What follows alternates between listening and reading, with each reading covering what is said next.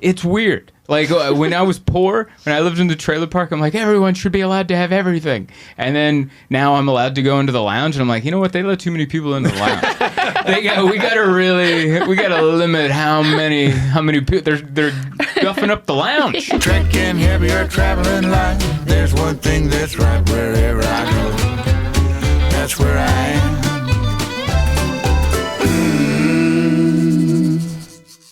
Hey everybody, welcome to This Week in Zoltan. I am Zoltan.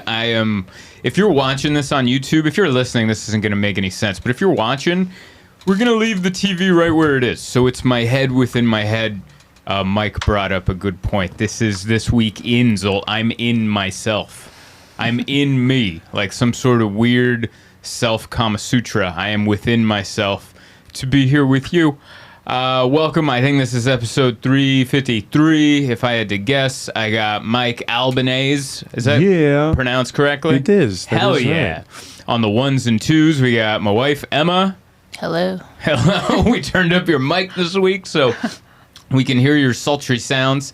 And I'm here. It's been 2 weeks since I've recorded here. We did an episode in Austin with Bob. I hope you enjoyed that.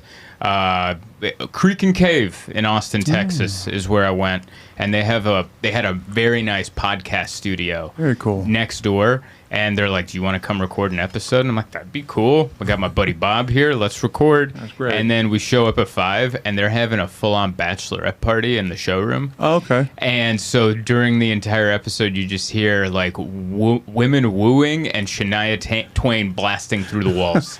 So it was. And the microphones were made out of penis whistles. Yeah. That was the other part you had to contend with. We did wear the chocolate dick helmets into the studio. I think that was a line Todd Barry once said when he was talking about performing at comedy clubs in front of bachelorette parties. And they came in with their chocolate dick helmets. And I was like, I haven't seen that particularly, but I could imagine what that's like. Chocolate dick helmets. It's just funny when he says it. Yeah. But yeah, we had a great time out there.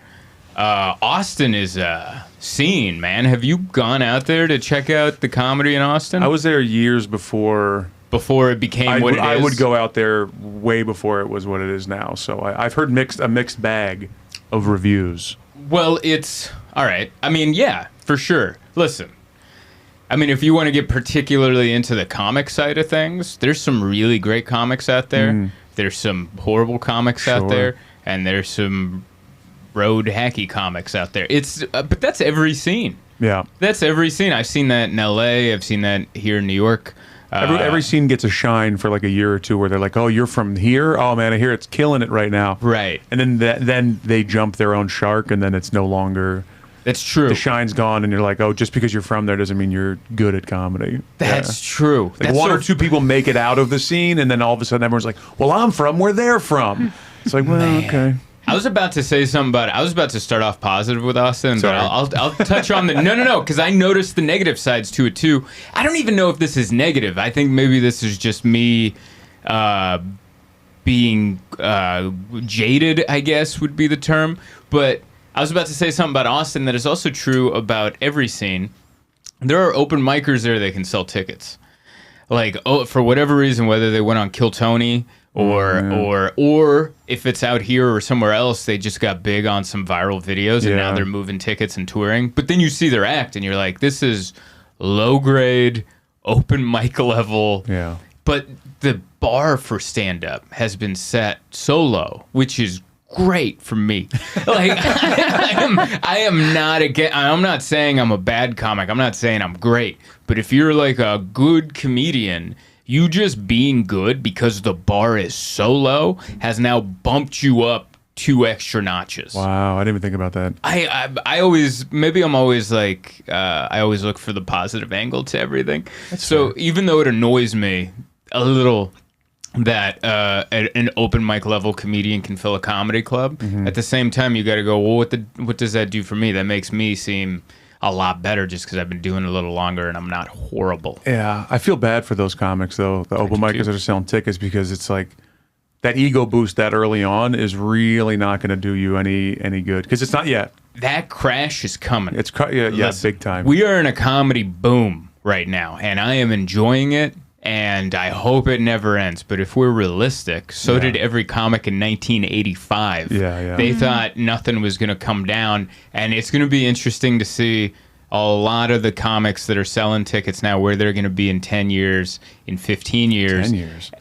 5 2. years. Yeah, 2 years. Oh, this crash is coming. No, I don't think the crash for comedy is coming. I'm a pessimist in the sense that I think that it will, but with podcasts, videos, clips, Instagram, I think we've casted a much wider net. Yeah. Where it's going to be more stable of a drop. Oh, okay. So I think that it's still going to. I think the boom is just going to be like a boom, like a whisper boom. Oh, okay. The boom is like it's just going to keep slowly, like the universe is going to keep slowly expanding. Everyone must have a favorite comedian. People will fall off. Yeah. And they'll be like, the boom's over. Be like, no, you just weren't funny. Your boom's over, pal. I mean, that's kind of how it went in the 80s. In the 80s, it was comedy. It was so hot that you could sell tickets just saying comedy. Yeah. And people would show up. And then eventually, not funny comedians had to be on these shows because there's only so many comics to go around. And it kind of just crashed in on itself. And you could watch it on TV with all the late night stand-up shows. Good comedy always survived. Yep. It's not like it went away. Yeah. So it's the same thing. It's the same thing. It's just going to call just with the week. internet. Yeah. It's just like a good virus. Yeah. It's going to call the week of the herd. I don't even know if I'm using call correctly, but CULL, I think. But it's going to cut out the bottom third. But it was interesting. There is an energy about Austin. Like, everything's on that street, 6th Street. And it's weird because it's it's stand-up, so it's, I'll say art. I always struggle with that. So there's it's the street of a lot of art all happening within a block of each other with Joe's Comedy Club and Joe Rogan. I don't know him enough to just say Joe. Joey. Yeah. My pal. That always annoyed me. I remember one time a comedian, I was talking to him in the green room, and I watched whatever the new Paul Rudd movie was, and I was like, "Oh, he's so good," and he's like, "Yeah, Paul's great," and I didn't know him well enough, but I wanted to go, "Do you know him?" And because I did ask him that, and he goes, "Oh no," and I wanted to add on the second part, that is Paul Rudd to you. Yeah, you don't just go first name basis on famous guy you don't know. Yeah. Well, you actually just stepped into. It's not Joe's club; it's Rogan's club. It's Joey R. But the all that action is going on 6th Street, but the other action that's going on is hammered college kids, because it's a big college town, Austin, Texas. So it's just the drunkest, sloppiest people mixed with vomit, and they have cops on horses. So there's horse turds and vomit, and sometimes you can't tell if that's a healthy horse or a sick child that plop that out. You're like, this could go, either this kid has eaten way too much grass or that horse had a burrito. I don't know what happened, but something it all just kind of meshed into one. So it was kind of disgusting. But the energy was there. It's the closest I've ever felt to being in the 1980s. Mm-hmm. I went to a club. I went to the Sunset. I did a spot on Red Band's show, which was really fun. It was packed. I don't know how many people it holds. Maybe 150, 200. It was big. And so maybe more, maybe 3. I don't know. But there's people smoking inside. I went to go pee. And cigarettes? Yes, cigarettes. Indoors. That's wicked. Wow. Indoors. I kind of like it. I kind of liked it too. It reminded me of my childhood. I would smoke on stage if that was the case. I don't smoke cigarettes anymore, but I'd be like, light me up, dude. What are we doing? Just because you can. Oh. I got to get to Austin. This is what sold you. You're like, I don't know about Austin, but wait, you can smoke indoors? I'm in. Let's go. Wow. Yeah, have I told you about Las Vegas? Because I think you can... Go to Atlantic City this weekend. You think I'm not smoking inside? You're nuts. Yeah. You can blow a plume of smoke into a baby's face, and they're like, that's perfectly okay. And then the baby will say, no smoking indoors. And then the baby will deal you the cards. What will your next drink be? But yeah, so Austin, it feels like the 80s. There's I went to the bathroom and I could clearly see a guy doing cocaine off the back of the toilet lid or the tank. And then there's people smoking, and there's neon lights everywhere. Yeah. And I saw a painting of Sam Kinison on the wall, and I'm like, they're trying so hard to make this the 80s, but they're doing it. Yeah, they're making it feel like the 80s. It's so interesting because Austin is Southern California, Yeah. just without the taxes. Like everyone's dressing very Southern California. The food is a lot of tacos with avocado on it. It's not Tex-Mex. It's like Southern California Mexican food. But I don't know. The whole thing had a ton of energy, and I loved the Creek and Cave Comedy Club. Is that where you played? Is that where your that's shows where were? I did that weekend, and Yeah. it's a really great club. Yeah. Really great. It's small. Maybe seats 200. It's a lot. Yeah, but compared It's to like a road clubs- club. compared to clubs now, Yeah. like you go into most improvs now, that's and true. you're like 500 seats. Like, who's going to fill this? You know, especially for an entire weekend, you got to be like a theater act at that point to fill that. But the club there was nice and small, and every show was a blast. Just playing around, having fun, and it was great. I had such a good time, such a blast. I wish you could have been there, but it was a lot of not resting. I'm glad I wasn't. Yeah. I love my bed. What was my line this weekend when we went to visit your parents in Toronto? We went out and did something. Or no, you woke me up and you're like, we should go down and have breakfast with my parents. And as I was putting my pants on, Oh yeah, you're like, will there be more opportunities to lay down? I said that mid-sleep mode with crusties in my eye. I'm like, will there be more opportunities to lay down? That's most of my life's mission, is looking for some time to lay down. I wake up going, first thought is, when am I going to nap? How long between now and my nap? It's like, you just woke up, Mike. Like, I know, Mike. There's nothing that makes me feel worse about it, too, that there's a lot of construction going on at our apartment. Like, they're renovating and they're doing all this stuff. So these, like, workers have to come and work on our place. And they must just think we are the two laziest turds on the planet. Because Yeah. we both work from, I mean, I'm a comedian, you work from home. I'm embarrassed every time they see us at home. It looks like we don't do anything. It looks, every time they knock on our door at 9 a.m. or 10 a.m., we've just woken up. So we're like, just give us a few minutes. These poor people have been up since like 4 a.m. to make it to their job site at 5 or whatever. And then, and it feels bad. Like there's this nice dude, Mauricio, he's the contractor. His eyes look tired all the time. Like while we were gone in Toronto, we had to give him the key, or the landlord had to let him in to work on our place. And we told him, please don't lock the door handle lock because we don't have the keys to that. And we saw on the pet cam, we had the pet cam set up, that the last guy just went bloop. And so now we're locked out of our apartment. We saw that before we were flying in. How do you not have a key to your apartment? Oh, you live in New York. Yeah. We have a key to the top lock, but not the bottom lock, handle yeah. lock. And then so we texted my landlord before we took off from Toronto. So what ended up happening is Mauricio, the main guy on the site, he had to drive 45 minutes from Queens to come meet us at our apartment to let us in because one of his workers forgot that he had told him not to do the door handle lock. And Yeah. his eyes always look so tired. They're red with tired, always. Like, this guy works so hard. And I just look at him like, oh, thanks. And it's not fair.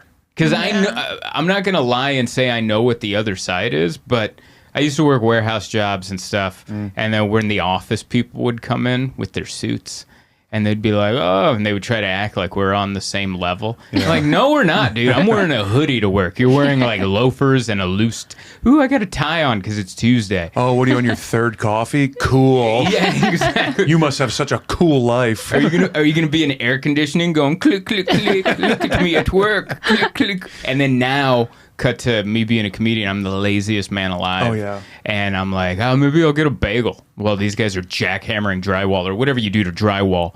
I have noticed that, and on top of that, like with the little perks, because we fly so much, we get upgraded to first class, so now it's extra bougie. I got that stupid credit card, so now we get into the lounge, Yeah. and you start Delta? yeah. I love the Delta Lounge. Delta Lounge at LaGuardia is probably the best lounge. It's the best so lounge. good. Oh, my God. But see, even this conversation us. right is now, so... I hate us. dude, it's disgusting. And that's the thing I noticed because I always have that poor trailer park mentality. My mom Yeah. still lives at the trailer park, so it's like me trying to hang on. Well, that's on you. You're successful now. But wait, Kick some back down the line, huh? there is something about every time you level up in life, even a little bit, you want to close that door behind you. Yeah, yeah. It's weird. Like when I was poor, when I lived in the trailer park, I'm like, everyone should be allowed to have everything. And then now I'm allowed to go into the lounge, and I'm like, you know what? They let too many people into the lounge. We gotta limit how many people they're guffing up the lounge. When I leave the lounge to head to my gate and I see people in line at the food places, out loud I'll go, ugh.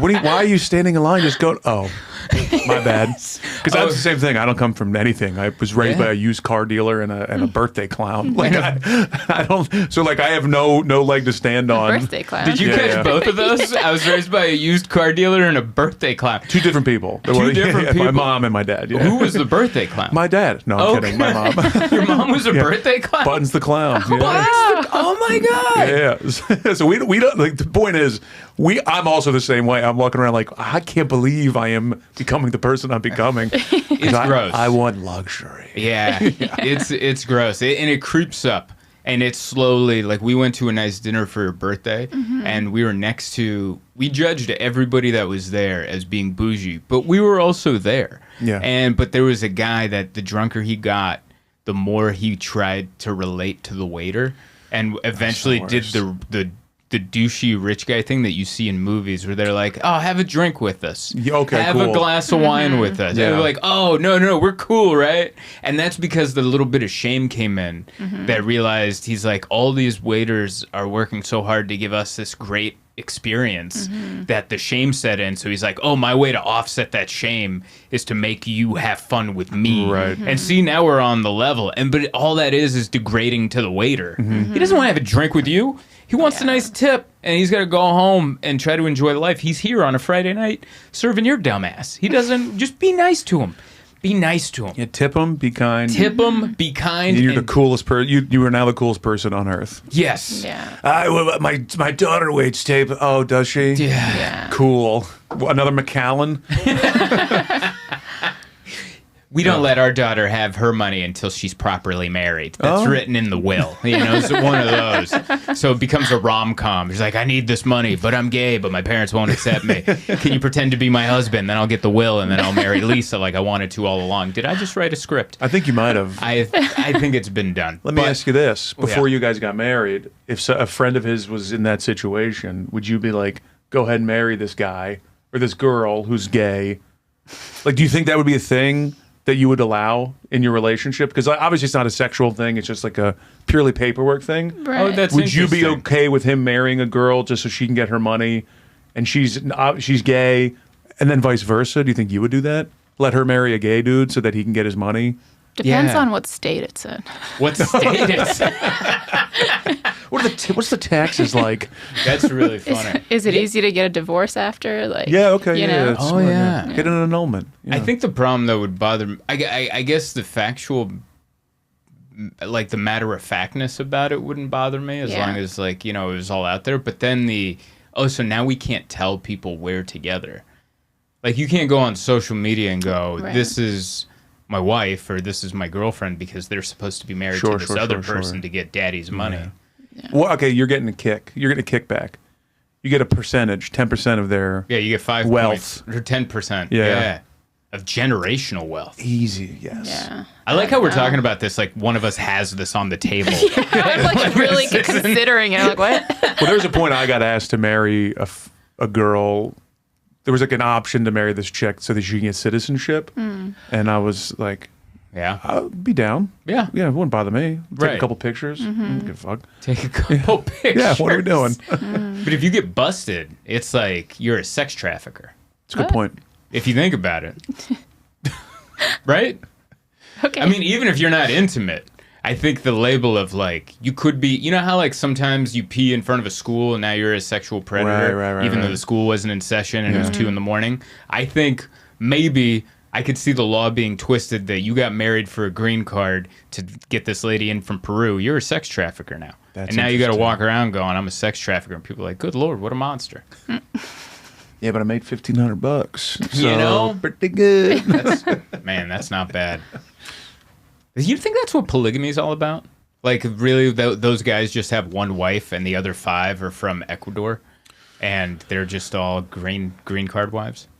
Or I guess they're all white, so from Norway or wherever, where like the historic You know, those whites- Norwegians have a real hard time getting into the country. They do. My girlfriend watches Sister Wives. Yeah. So I don't think so. What's that one? It's about a polygamy family that there's like 4 wives and 1 dude, and they're all out of their minds. Yeah. And they're all just like jealous, and it's just so bad. The show's the worst show on earth, but I catch it. I catch it in the background. It's awful. Those trash shows will get you. What was the trash show you had on? Selling Sunset. Selling Sunset got me historically. What was the latest one? It was the rich Asians. Bling Empire. Yes, the Bling Empire on Netflix. It's these ultra rich people. They're all Asian, and they wear weird shoes, and it's kind of like the Kardashians, but they're not Armenian anymore. But it's all the same issues. Yeah. It's a lot of people like struggling to make facial expressions because they've had too much work done. And but you get sucked in. Yeah. You know, it's just like Selling Sunset. Eventually, I don't know if you got into that show, but I'm into Below Deck really hard. I love a lot of Bravo shows. Bravo! All right, Yeah, you're yeah. keeping that channel alive. Below Deck. What's Below Deck? Summer House. It follows people that work on yachts, like mega yachts. All the people that work on the ship. Wow. I like that because they're not just like pretending or like Real Housewives. Like none of them are married, you know. Right. But like this one, they actually are just following people do the work of a boat. Right. Sounds cool. But then it's like also the drama, who's banging who. Like there is that Yeah. like element to it, which is like the driving force. And every episode is like a different group of people that have rented the boat, and then so it's their drama as well. And like it's a pretty good show. I got into it over the pandemic, and I didn't want to, and I binged like 10 seasons. I think that the concept I love. Yeah, and every season's a different cast of people because it's a different boat. Do they tell you who the millionaire is of the yacht or the billionaire? Well, it's I the suppose? primary. So it's the primary, whoever rents the charter, I and see. then their family. So they make it clear this is the person that rented it. and and this then- is what they do. And These some of them are crazy. They're like, course. One guy was like, I want sea cucumber ovaries for dinner. sea cucumber over it.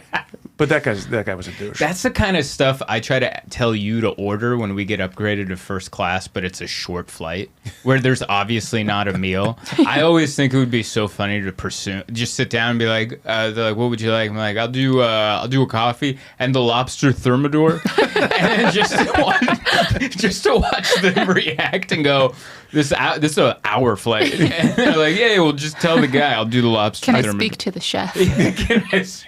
I do that on a mega bus. I walk on the bus. I go, I'll have a coffee. You're on a bus, man. You don't even have Wi-Fi.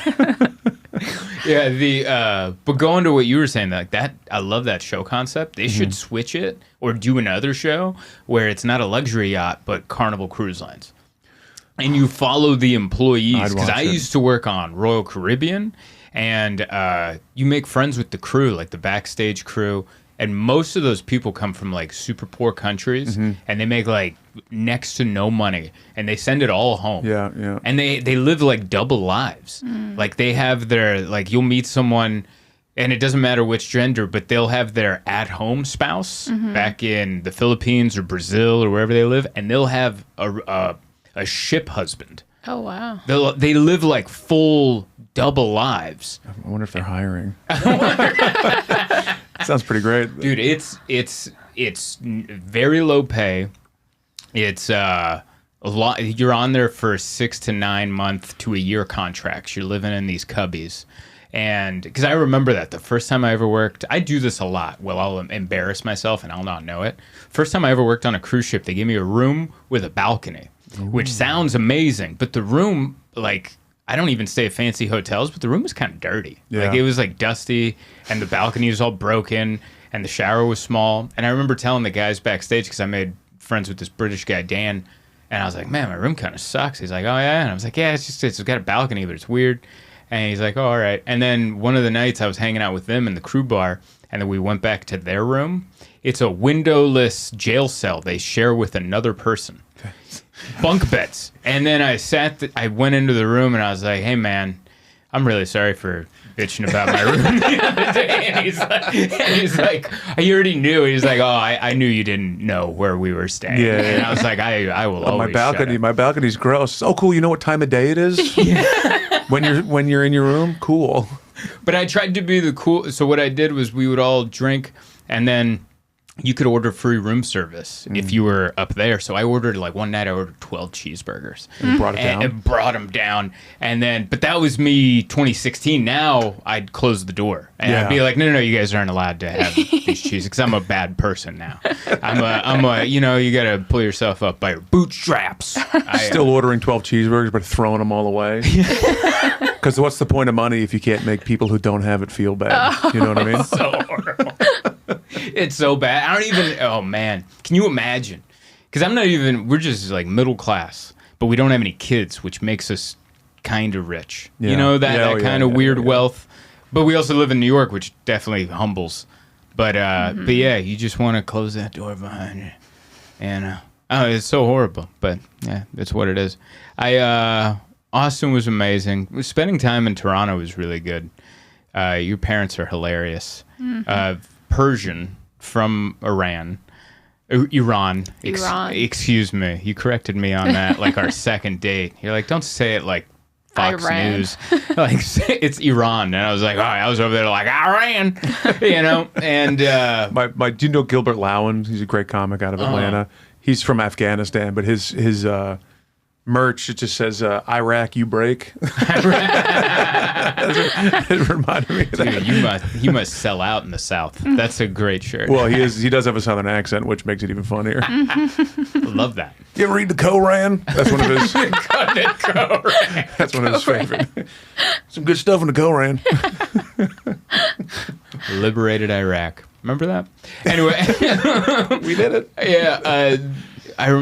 One of the funniest things your dad said, we were sitting there, and he came to the U.S. as a student, so he like went to like a lot of universities as a student before he was married, and he just like, you know, he has a thicker Persian accent, and he just very calmly tells us that we were looking up a word that we didn't know, and we Googled it, and he goes, back in the day, I used to call the operator, and we're like, what?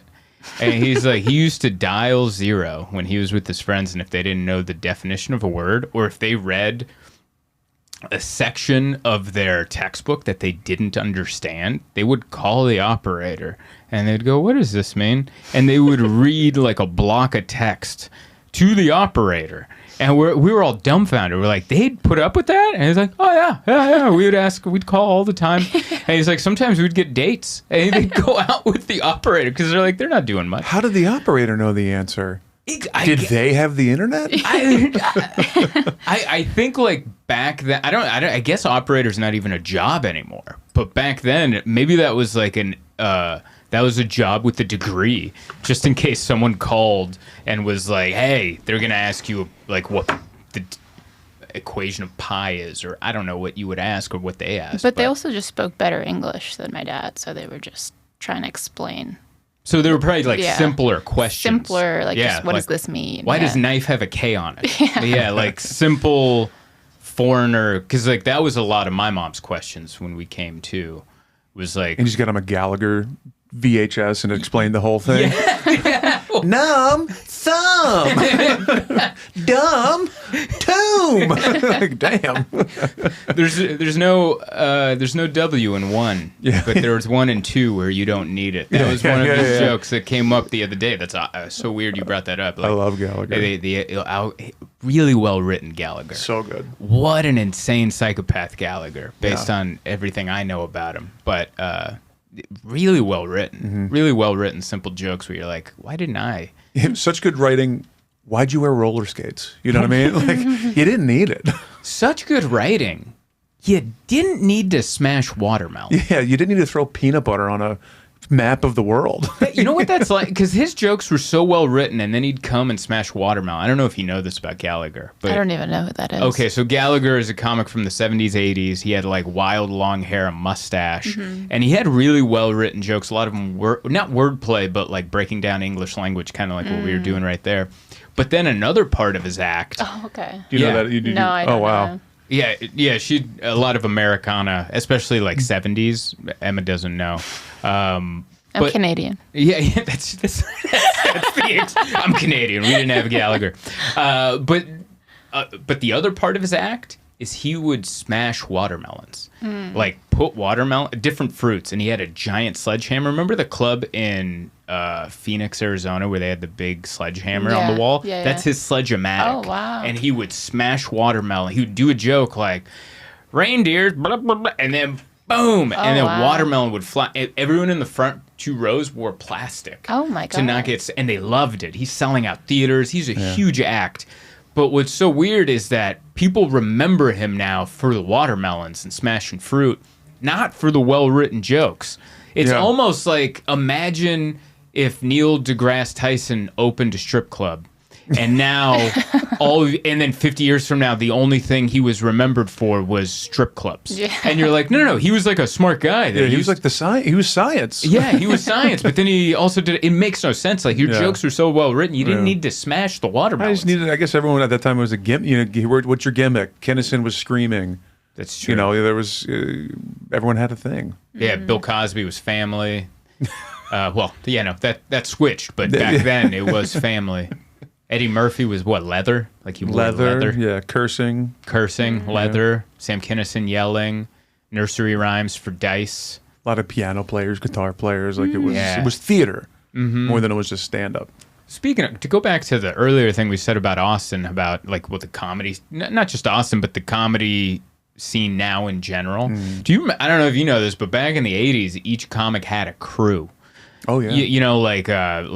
Every comic was Andrew Schultz. 5 people, 6 people running around, don't know what they do. Just a little, but they were all him, and they, like the giggle crew that he kind of has on that one show. But back then, Sam Kinison had Carl LeBove and probably a couple other guys, and then Dice had Michael Wheels Parisi, and there were just other guys that looked like him and did an act similar to him. Yeah.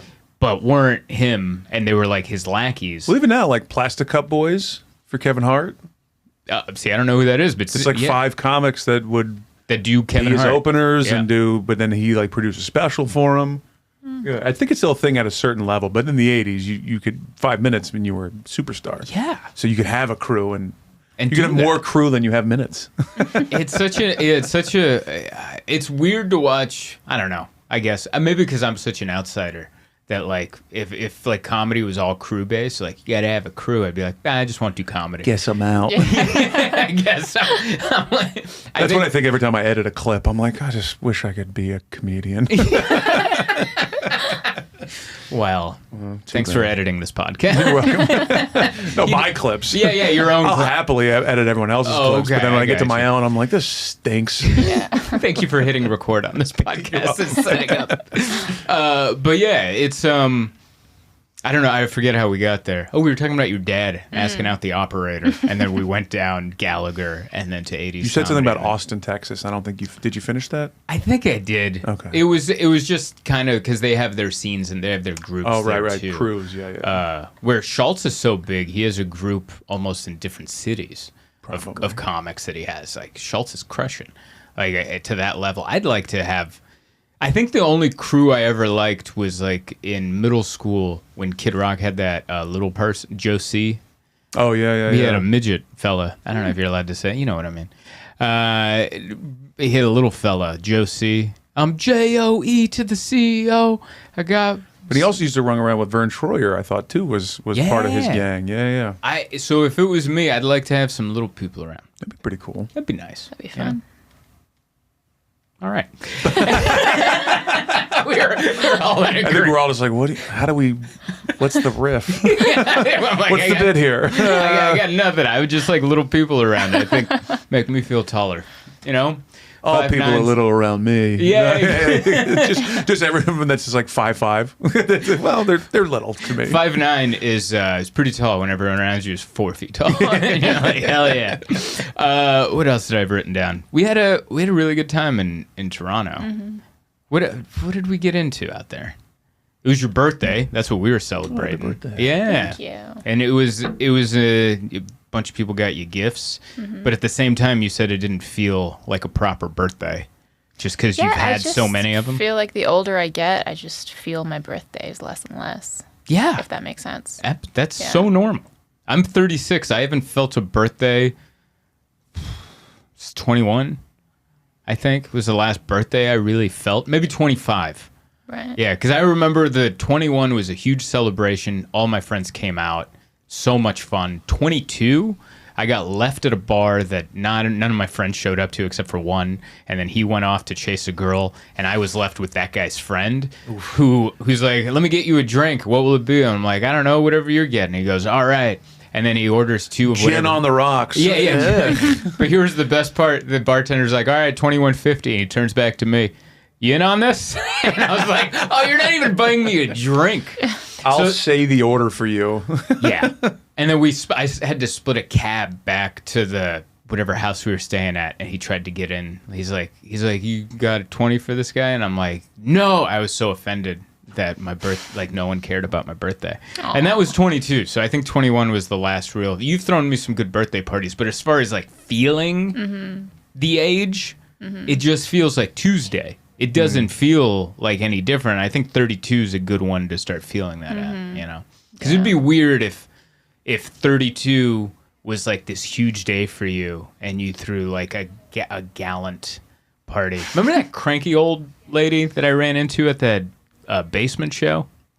She's like, you canceled on my birthday show. Oh, yeah. Yeah. I had a comedian, I did a show, and this comedian from San Diego that I don't remember, she's like some lady, and I went in and I was like, oh, hey, I'm Zoltan, because there's like people that live at the apartment. I'm introducing them to my wife. And then I see this woman with like a look on her face. And so I was just like, hi, I'm Zoltan. And she goes, oh, we know each other. And I was like, oh, okay. I'm sorry. I hate when people put you in that position. Yeah, that was her. We've met. Yeah, and I was like, obviously I don't remember because I wouldn't be doing this right now. Yeah. And then so I was like, oh, okay. And then she's like, you canceled on my birthday show, day of. And this was the great thing because normally I never say anything good in response. If you catch me in the moment with like a backhanded, how do you do? I just go, well, oh, all right. And then for the next 2 days, I'm like, oh, I should have said, why did I just knee you in the face? Like, just, that's what I should have said. I'm that guy. I never come up with anything in the moment. But I was so annoyed that day because we had gone to the wrong place and then we had to take another train, barely made it to the show. I'm sweating. I'm in a huff. I'm annoyed. And then when she said that to me, I just went, yeah, that sounds like me. And I just saw the look on her face drop and I left and I was like, I've been repeating that line to Emma, to anyone that will listen, for the last week and a half. That happened a week ago. Yeah. That happened over a week ago. And I'm like, yeah, remember when I looked her right in the eyes and go, yeah, that sounds like me. And, it was so good. And then now I'm still thinking of more stuff I should have said to her. I go, wait a second, you're a comedian that used your birthday as an excuse to put on a show for yourself? Like, your birthday isn't enough about you. Yeah. That you have to gather your friends, put them in front of you so you can do the talent you're not so you good. Can read your diary to them. Get out of here. I wish I would have said all those things. Those things. I like to turn it on people, make them feel bad for saying it. Yeah. Like, we've met. And be like, oh my God, I know. I didn't think you'd remember. So I didn't want to. And then they're like, oh, no, That's a good response. Line. Or you cancel on my birthday. Be like, I've been thinking about that for so long. I feel so bad. Yeah. I just that bothers me to my core. That Kill him with kindness. Yeah, I know because I don't like them. I don't like them either. That's what all right. That's what I'm doing next time. Yeah. Next time that happens, I'm gonna go, I'm so sorry. I thought you wouldn't remember me. And then when they go, you canceled on my birthday. If that ever comes up again, I go, my mother died. I'm just gonna say that now. What's worse, you turning 48 or whatever your birthday was, or my mother dying? Which she's alive. Be alive forever. I love you, please. But. Zing back at you. Mm-hmm. I hate that. I want to be so sharp. And so that's why I'm so intimidated to go on these other people's podcasts, because everyone has good zingers where they call each other like chromosome deficient or something. And then I got to come in and be like, whoa, that's your opinion, I assume. Says you. I'm not that quick because I never assume anyone's going to be mean. Do you have any dates you want to plug? Ha, ha, ha. You're just not good at any of it. I'm not good at the part of podcasting where you have to listen to the other person and react. And you're like, oh, what are we talking about? Will bears eat? Yeah, I don't know. You just described every breakup reason every reason I've been dumped in my life. Because you don't listen. You just wait to talk.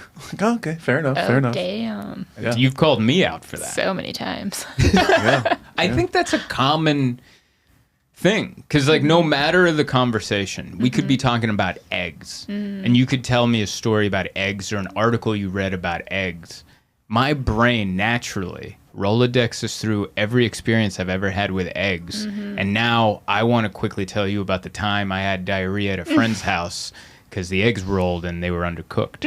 And it's just, I want to match and add on to. Yeah, I think it also happens with anyone you just spend a lot of time with, like my sister and my niece. Yeah. Like, she always calls her out for not listening, you know?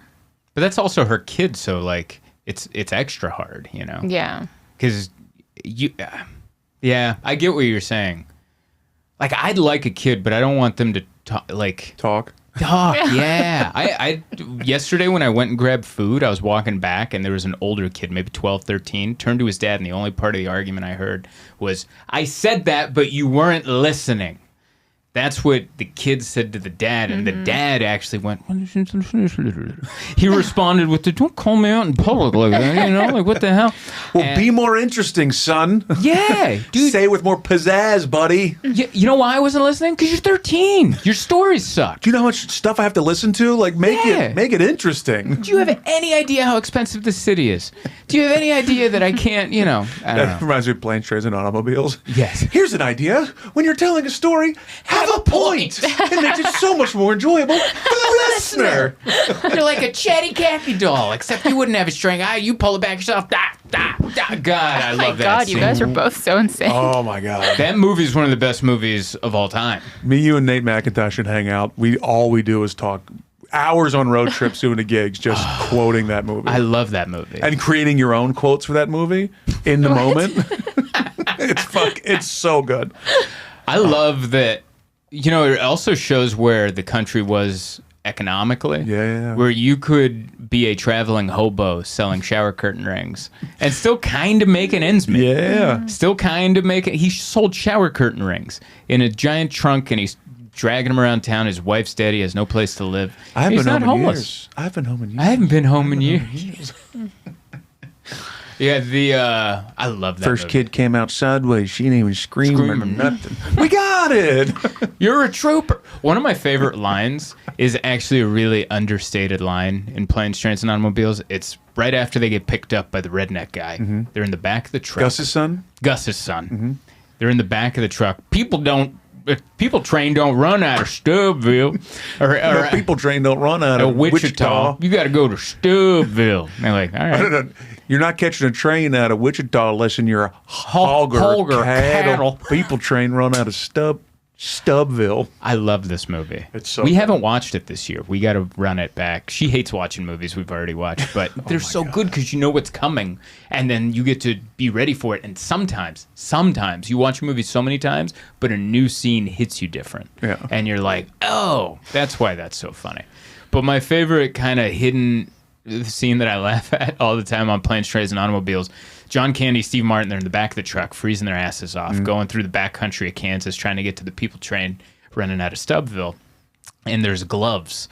And then he goes to get the glove, and a dog pops up, remember, and starts grabbing. And then Steve Martin tries to get it, and he's like, and he almost bites him. He goes, oh, he's just nipping at me. And then John Candy's holding onto his hat, looks down at the dog, goes, give him the goddamn glove. Such a good line. Give him the goddamn glove. Because it was this moment where lovable John Candy's like, I'm going to reason with this dog. Give him the goddamn glove. Ah. It's so good. I love that. The spooning scene. Yes. Hell of a scene. Hell of a year. Where's your other hand? Between two pillows. Those aren't pillows. No. Oh, yeah. Let's talk sports real quick because our thighs touched. I feel terrible. Let me get you something. Beer, coffee, hot dog, glass of milk. Tea. That's the one that gets me. Tea. I knew you. I've never stolen a thing in my life. I'm sorry. I could do this all day. I love, John Hughes. Those are the two movies of his that I love. They're both John Candy movies, Uncle Buck and Planes, Trains. And I think his formula for comedy, I think is the best because he makes you laugh and then he makes you feel and then he makes you laugh harder with now tears of emotion in your eyes, which is the exact, like that's something that's missing in comedy today. Every comedy movie now is just fastballs down the middle going drunk moms, bad Trying to dads. elevate the gross into funny. It's Yes. just constant elevation of Yeah, it is. filth to funny. Yeah, it's like what would happen if John Cena had to put a beer bong in his ass? Like I think that was one of the movies. Like for kids are losing their virginity. It's just too. Like you don't have to work that hard. No. Like calm down, set up situations that are realistic, make them outrageous, but make characters that we fall in love with, i.e., Neil Griffith. Yeah. Like and have characters that you feel sympathy for, but that are also realistic, like Neil Page. Yeah. And then have them interact while they're trying to get home for You Thanksgiving. can't rent a car with shower curtain rings, Neil. Or Del. Neil Del. Because I've been with Del Griffith. The scene at the end where comes back on the train, which if you watch the movie, it's just the shot in reverse of the train leaving, Yes. which is great. Yeah. And he's like, you find out that his wife's been dead and he doesn't have a home.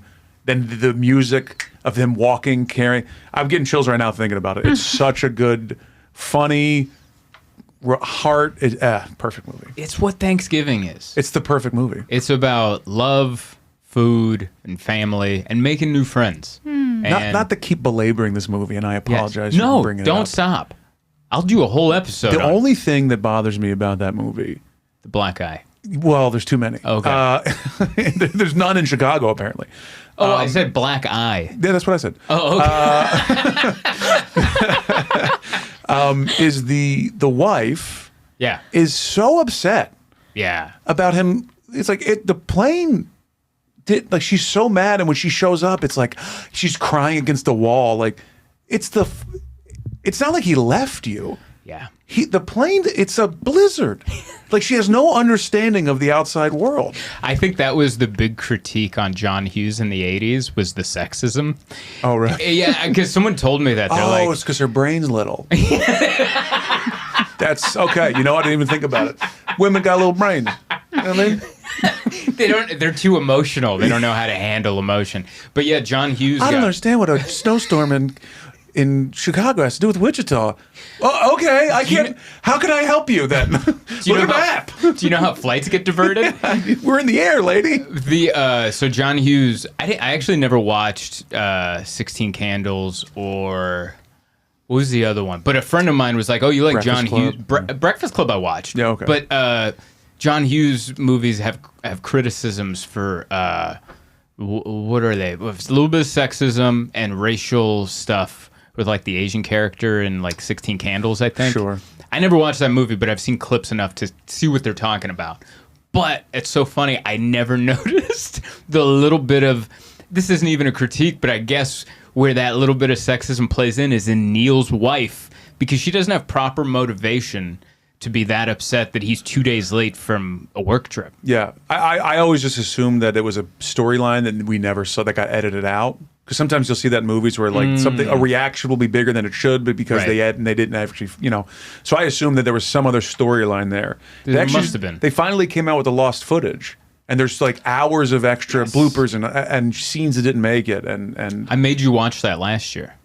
Didn't they you've put seen it? it? I haven't seen it yet. They put a lot of it up on YouTube. Okay, I have to watch They it. added a lot of scenes from the airplane scene, like when they're on the flight. Oh, wow. They added a lot of those scenes. And they're great. I still, to this day, if my girlfriend's in the bedroom and I'm taking my socks off, I'll go, "Oh, these dogs are barking." my dogs are barking My today. dogs are barking today. I whip it around. She doesn't get it. She thinks it's stupid, but I love it. I got a Neiman Marcus and a gasoline card. What do you got? Chalmers Big and Tall Man's Shop.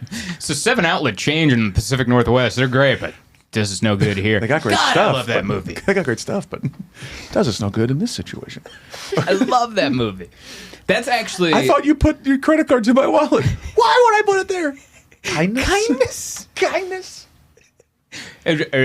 Are you remembering any of these scenes from the maybe 2 or 3 times I've made you watch this movie? I'd like to call the operator.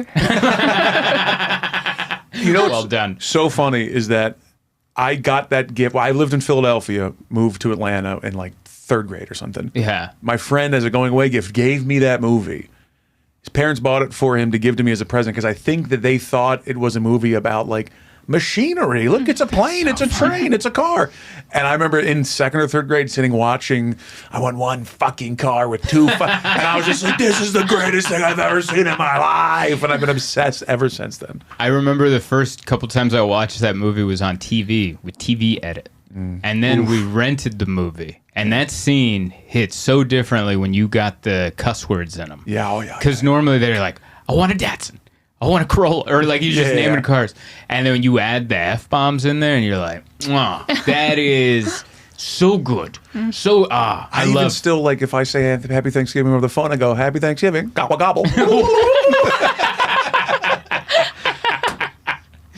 I think How can I help you?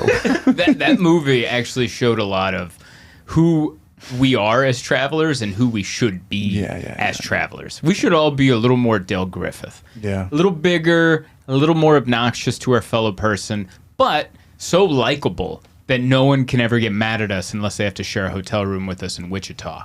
And we're all really Neil Page, though. Hey, Neil, if you're going to wash your face, do you mind taking my socks out of the sink? The big underwear. Remember he wipes his face? He has the big underwear. Man. Big white, tighty whites. God, I love that movie. You spilled beer all over the bed. How was I not supposed to explode? You left the cans on the bed, on a vibrating bed. What'd you think was going to happen? Have you ever stayed at a hotel with a vibrating bed? Never. Have you? Mm-mm. That must have been a thing they like got rid of in 1990 or something before. Or, I don't know. The editing in that movie is great. The music. Forget it. The music is still the greatest. That movie got me into Ray Charles. Mess around. Oh. Where he's doing the trumpet or the saxophone. And, oh my God, I love that scene. You're going the wrong way. How do they know where we're going? Yeah, good point. Thank you. Oh, he's drunk. How would he know where we're Thank you. Some little things. I'm gonna make you kill love someone. I'm gonna make you love this movie. It's impossible. I think if you watch it 2 more times, you'll fall in love with the movie, and you'll want to watch it 10 more. Okay. My girlfriend, it's ruined because of how much I love it. I think I've ruined it for her. I don't think she can love it. She has to watch it alone without me. There's no other way to do it. Yeah, it's just because that is a horrible thing that can happen. Yeah, when people play it up too much, you're gonna make. I did that with Big Lebowski to you. I've done that to Planes, Trains, and Automobiles.